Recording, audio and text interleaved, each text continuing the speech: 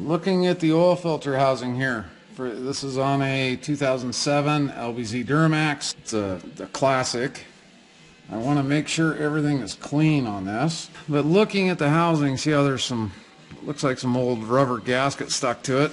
Take some Scotch-Brite like this, especially while I can get to it. Problem with this is once it's in the vehicle, it's really hard to get at this stuff. So if you start out clean, it's a whole lot better. Just going to come in here and kind of try and clean up these surfaces the best I can. If that O-ring doesn't seal, you're going to have a leak there. And I'm going to wipe this off and take some brake clean to it before I finally assemble it. If you notice, there's the center hole here, which this threads onto, and then there's an O-ring right here.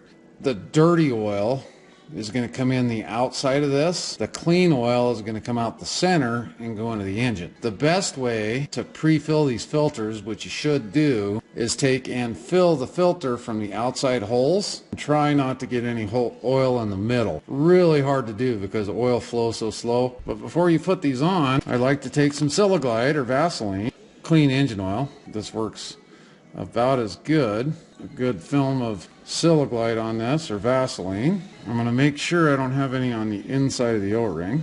Look right on the side of the oil filter and it tells you. That means clean it. That does not mean run it on hand tight. So you're going to clean the surfaces. Before I put this on there, I'm going to clean it. I lube the gasket. I'm going to run it on till it just stops. Then I'm going to give it one full turn. This says do not pre-fill it. 6, I'm not sure what they're trying to say. Normally you wouldn't want to pre-fill it, but where I've got a new engine here, I want to get oil to everything as soon as absolutely possible. Even if it's dirty oil, it's better than no oil. A normal oil change, I wouldn't worry about pre-filling this. It's going to be really tough looking at the angle of this thing. I'll get what I can in it. So we're going to bring it up till it contacts. That one.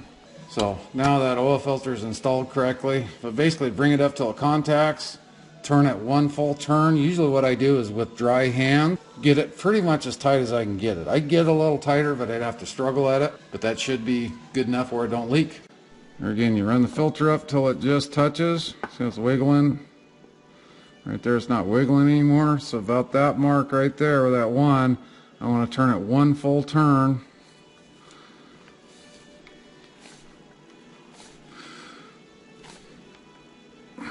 That's tight.